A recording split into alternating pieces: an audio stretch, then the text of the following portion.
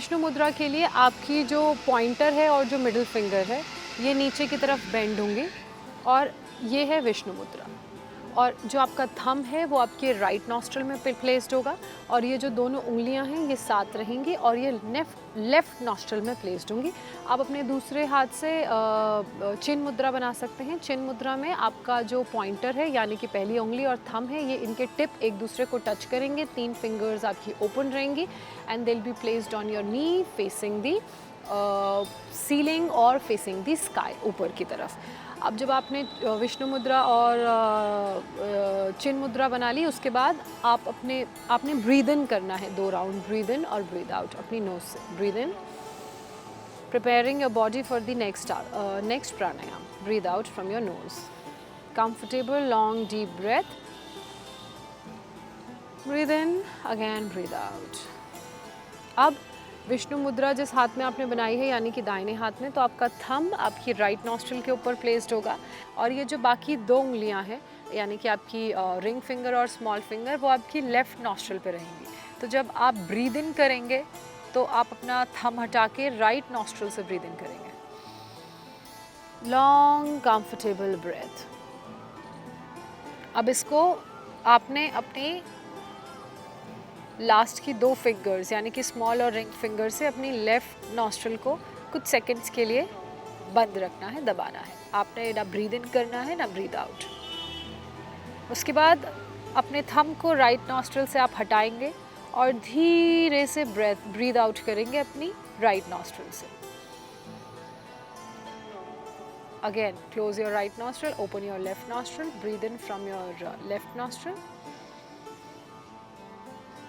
close your both nostrils, hold for few seconds and breathe out from your right nostril.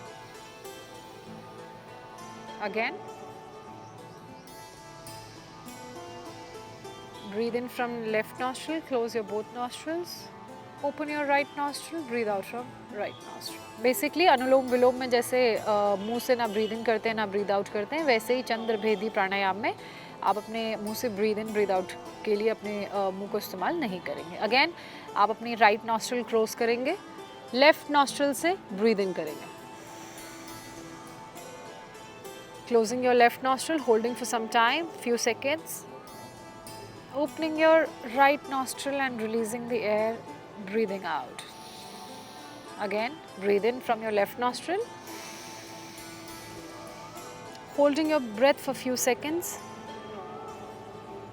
and then breathing out from your right nostril. ऐसा आपने 2 से 3 minute करना है या 20 से 25 round करना है। बहुत आसान सा ये प्राणायाम है, लेकिन अगर आपको ऐसा लग रहा है कि आपके माइंड पर, आपकी ब्रेथ पर बहुत प्रेशर पड़ रहा है तो आप धीरे धीरे करके प्राणायाम की फ्रीक्वेंसी को, प्राणायाम के नंबर को आगे बढ़ाइए।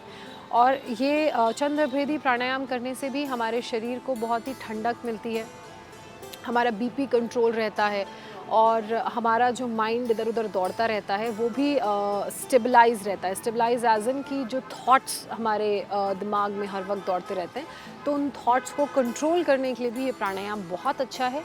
बहुत ही अगर बिज़ी शेड्यूल है तो आपको जब वक्त मिले, आपका पेट खाली होना चाहिए, खाने और प्राणायाम के बीच 3 घंटे का फासला होना चाहिए, टाइम का अंतर होना चाहिए, तो आप कभी भी कर लें। लेकिन अगर आप बेस्ट बेनिफिट चाहते हैं तो सुबह उठने के बाद करें खाली पेट। ये प्राणायाम बहुत ही फ़ायदेमंद है। इसके अलावा खाने में किन चीज़ों को आप गर्मियों में शामिल करें जिससे आपका जो पित्त है वो कंट्रोल रहे, बहुत ज़्यादा हीट जनरेट ना करे। तो जो सबसे पहली सबसे इम्पॉर्टेंट चीज़ है वो है नारियल पानी। कोकोनट वाटर का इंटेक आप बढ़ा दीजिए। जितना कोकोनट वाटर आप दिन में 1 कोकोनट वाटर तो ज़रूर पीना चाहिए, 1 नारियल आप ज़रूर कंज्यूम करें। और उससे भी आपका जो शरीर के अंदर हीट एकदम से एग्रीवेट हो जाती है या बढ़ जाती है एक्सटर्नल फैक्टर्स की वजह से, कई बार ओवर थिंकिंग की वजह से, तो वो काम डाउन रहेगी, वो पित्त जो है आपका कंट्रोल रहेगा। इसके अलावा वाटरमेलन से आपका पित्त कंट्रोल रहता है, हीट जनरेशन जो शरीर के अंदर बहुत ज़्यादा हो जाता है वो कंट्रोल रहता है। आप क्यूक्यूम्बर यानी कि खीरा ककड़ी का कंजम्पशन अपने डाइट में बढ़ाएं, उससे भी आपका जो बढ़ा हुआ पित्त है वो कंट्रोल रहेगा। इसके अलावा और कौन कौन सी चीज़ें हैं जिनको आप कंज्यूम कर सकते हैं, उनमें है बटर मिल्क यानी कि छाछ, उससे भी आपका पित्त कंट्रोल रहेगा। साथ ही आप कोशिश ये करें कि आप वर्कआउट भी करें रेगुलर वर्कआउट आप करेंगे, रनिंग आप करेंगे, तो उससे भी जो शरीर में एक्स्ट्रा हीट है वो स्वेट के फॉर्म में रिलीज़ होगी और उससे भी आपका पित्त कंट्रोल रहेगा। और ये सारे प्राणायाम तो आपने करने ही हैं। इसके अलावा कौन सी ऐसी चीज़ें हैं जो आपको नहीं खानी है, ख़ासकर गर्मियों में, जो आपके पित्त को बढ़ा सकती हैं? लहसुन और अदरक, इसका कंजम्पशन थोड़ा सा कम कर दीजिए, क्योंकि ये हीट जनरेट करते हैं हमारी बॉडी में, तो इन चीज़ों को आप अवॉइड करें। इसके अलावा एक चीज़ और जिसका कंजम्पशन आपको नहीं करना चाहिए वो है कैफ़ीन। कोशिश करें कि कैफ़ीन को थोड़ा कम कर दें। अगर आप बहुत एडिक्टेड हैं, कैफ़ीन कम नहीं हो रहा है, तो उसके कंजम्पशन को कट कर दीजिए। आप खाली पेट सुबह ना लेके किसी चीज़ के साथ उसे कंज्यूम करें या अपने ब्रेकफास्ट के बाद उसका कंजम्पशन करें। आप रोटी को जो प्लेन रोटी खाते हैं उसको कम कर दीजिए, मल्टीग्रेन रोटी खाना शुरू कीजिए। उससे भी आपका जो इंटरनल सिस्टम है, ख़ासकर जो बॉडी हीट है, उसको एक बैलेंस मिलेगा। इसके अलावा बहुत सारे लोग जो तांबे के बर्तन होते हैं या जो कॉपर के बर्तन होते हैं, उनका गर्मियों में भी इस्तेमाल करते हैं।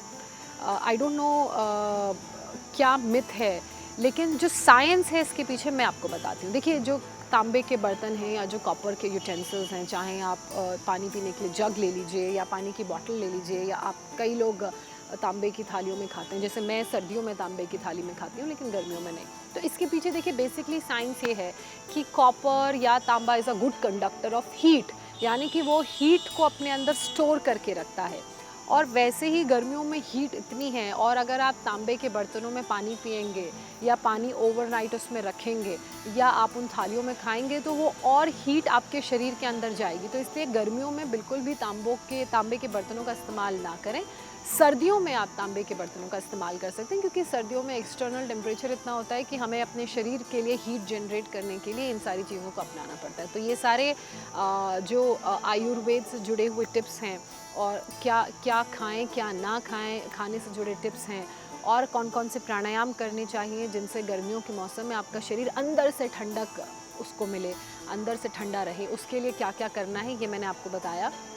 इसी तरह के कुछ और इंटरेस्टिंग वीडियोस और योग से जुड़े हुए कुछ वीडियोस अगला जो सेशन होगा हमारा, जो अगला जो वीडियो होगा, उसमें मैं आपके लिए लेकर आऊँगी। फ़िलहाल आप लोग हमारे साथ जुड़े, इंडिया टीवी लाइव लगातार देख रहे हैं और आगे भी देखते रहिए। उसके लिए बहुत बहुत शुक्रिया। प्रणाम।